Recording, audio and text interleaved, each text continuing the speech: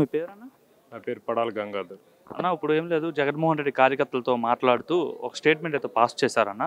ఆహ్, జగన్మోహన్ రెడ్డి ఇక నుండి జగన్ 2.0 అంటే ఏంటో చూపిస్తాను. జగన్ 2.0 వేరుగా ఉంటుందనేసి అయితే ఆయన చెప్తున్నారు. అసలు ఏంటి 2.0 అంటే ఏంటనుకున్నారు మీరు?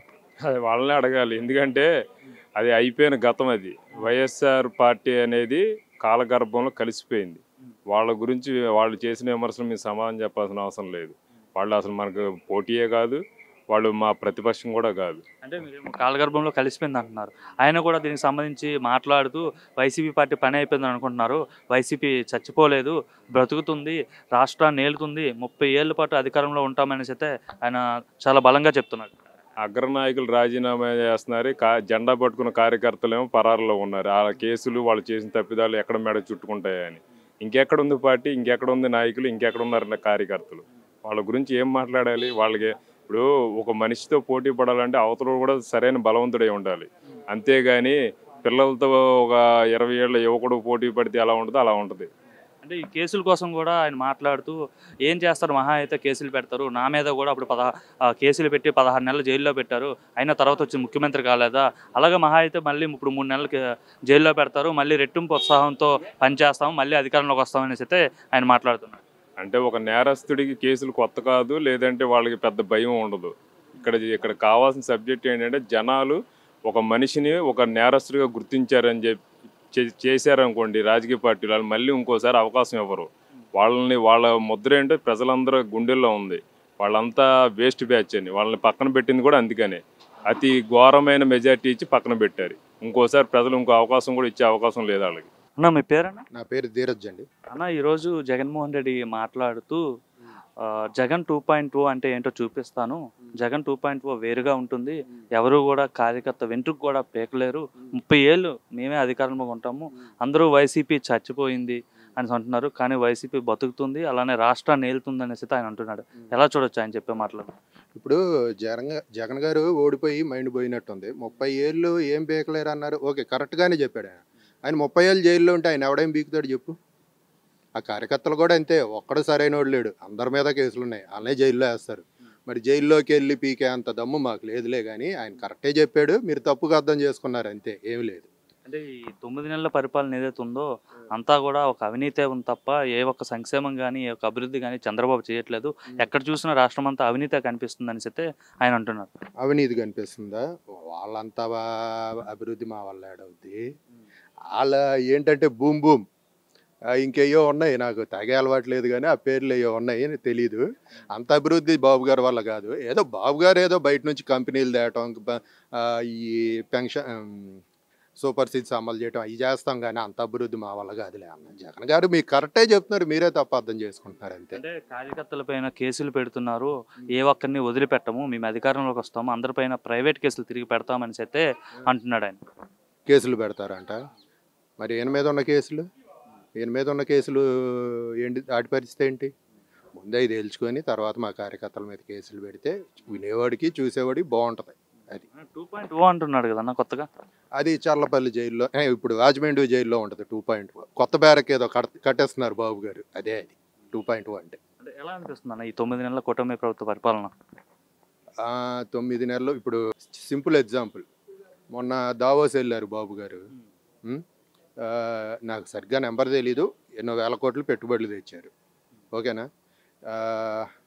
ఇది రోడ్లు వేపిస్తున్నారు. ఇప్పుడు రేపు ఉగాదికో ఎప్పుడో ఫ్రీ బస్ అంటున్నారు. ఇవన్నీ చేస్తున్నారుగా, అభివృద్ధే కదా.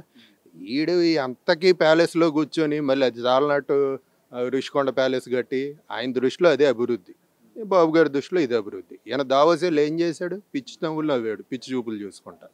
కాబట్టి ఆయనకి ఏదో కొంచెం మెంటల్గా డిస్టర్బ్ అయ్యాడు. మనం కూడా ఎక్కువ అంత ఆయన మాట్లాడకూడదులే కానీ మెంటల్ హెల్త్ గురించి. అది అంటే ఈ 9 నెలల పరిపాలనలో ప్రజలంతా విసుగు చెంది ఉన్నారు. చంద్రబాబు పాలన పైన చిరాకుతో ఉన్నారు. అందరూ తిడుతున్నారు చంద్రబాబుని. నేను కూడా ప్రజల్లోకి వెళ్ళి ప్రజల తరపున పోరాడుతాను అని చెప్తున్నాడు. ఆయన ప్రజల్లోకి వస్తారా ఏంటి? దగ్గర తీసుకొని ముద్దులు పెట్టడమే ఆయన పోరాడేది. ప్రజల్లోకి వస్తే అంత మించి ఏం చేయలేడు. అవన్నీ అవ్వలే కానన్నా, జరిగేదంతా బాగానే జరుగుతుంది. ఆయన ఏదో పకడకల్లగా అంటున్నాడు. అవుతాయో అవ్వో మీకు తెలుసు, మాకు తెలుసు. ఇంకా దాని గురించి నా పేరు రాధార పిల్లబాబు. సార్ ఇప్పుడు రీసెంట్గా జగన్మోహన్ రెడ్డి ప్రెస్ మీట్ పెట్టి 30 ఏళ్ళు మేమే అధికారంలో ఉంటాము, జగన్ 2.2 అంటే ఏంటో చూపిస్తామని చెప్తున్నాడు ఆయన. జనాలు ఈ గత 5 ఏళ్లలో ఆంధ్రప్రదేశ్ ప్రభుత్వం ఆయన పాలించిన విధానం, ఈ యొక్క ఆంధ్రప్రదేశ్ ప్రజలు చేసుకున్న దౌర్భాగ్యాన్ని మళ్ళీ 2.2గా చూసుకొని ఆయన చిత్రీకరించుకొని ఆయన బతుకుదెరువుని ముందుకు తీసుకెళ్దాం అనుకుంటాం. వాళ్ళ కార్యకర్తల లేరు కాబట్టి కార్యకర్తల కోసం ఆయన ఇచ్చే ఒక అది ఏమంటారు స్టేట్మెంట్ లాగా ఉపయోగపడుతుంది తప్ప 2.2 అనేది దేనికి? ఆయన చేసిన సేవ ఏమైనా ఉందా? రాష్ట్రానికి ఒకటి నిర్మించాను. ఇప్పుడు చంద్రబాబు గారు ఉన్నారు, సైబరాబాద్ నిర్మించారు, ఒక ఐటీ తీసుకొచ్చారు. అట్లాగే పోలవరం ఉంది, పోలవరం స్టార్ట్ చేశారు. దాన్ని ఇంతవరకు ఆయన గత 5 ఏళ్ళలో ఒక్కసారి కూడా ముందుకు తీసుకెళ్లిన విధానం లేదు. ఆయన నిర్మించి పోనీ నీవు చేసావు, నెక్స్ట్ 2.0 చూపిస్తాను చేస్తానంటే అనుకోవచ్చు. ఇదంతా వాళ్ళ కార్యకర్తలని మసిపూసి మారాడిగా చేయడానికి, నేను మళ్ళీ వస్తాను మీకు ఏదో చేస్తానని లేనిపోని ఆశలు కల్పిస్తున్నాను తప్ప దేనికి ప్రజలకి ఉపయోగపడే అంశం కాదు.